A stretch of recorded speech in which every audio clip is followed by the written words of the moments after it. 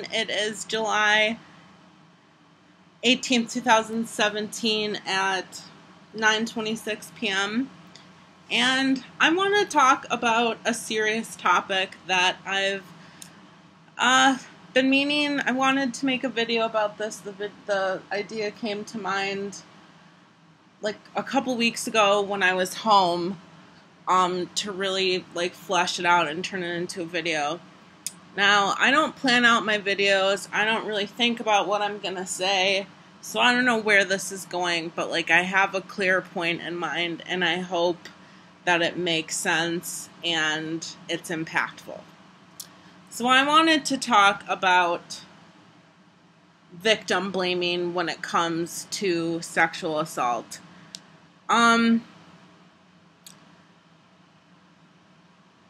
And I want to talk about the one instance that has happened to me a lot. I was sexually assaulted on September 5th, 2017, because I was transgender, and it happened in a public place, by a stranger, and, the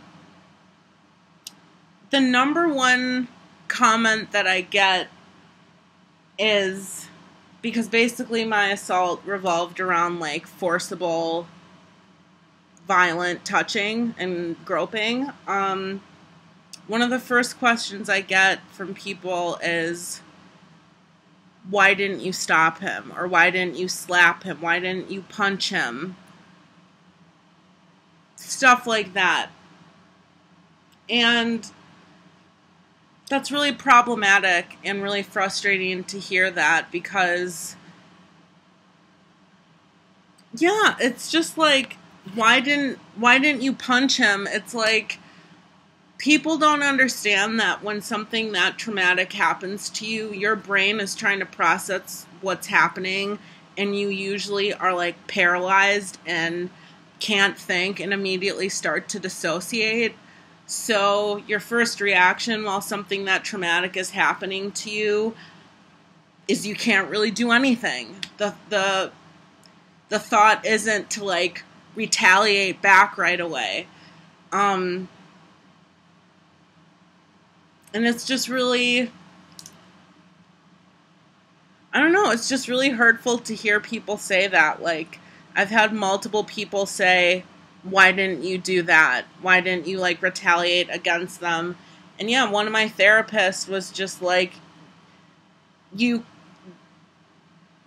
don't know how your body's going to react in that situation. So as the person that's making that comment to a sexual assault victim, you don't know how you would react in that situation. You might freeze up too. So I think it's really easy to look on the outside and say, oh, I would have punched him in the face, kicked them, and ran away. It's not that simple. Your body reacts to trauma in a way to protect itself, and usually in order to protect itself, it dissociates and it takes you out of reality, and you're not able to defend yourself a lot of the time. So I just think it's really detrimental to make comments to people like that, because, that's really hurtful.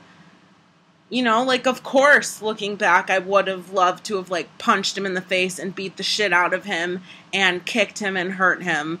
You know what I mean? But, that wasn't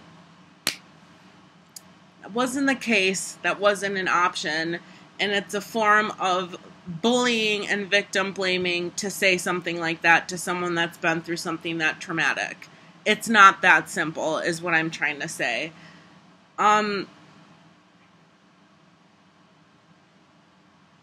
Yeah, it's just, I don't know. Like I said, I don't really know where I'm going with this video, but I think it's something we need to stop doing, because it's not helpful, and it's hurtful to the person that event has happened to, because it makes it feel like it was our fault, that we didn't do anything, that we could have done something to stop what happened by a horrible person. And that's not the case. So I just wanted to make a video talking about my experiences and how I think we need to stop saying these things to victims, because it's not right. It's just another way of victim blaming. It's It's just another way of saying when a woman gets raped, well, what was she wearing? Was she wearing a tight skirt?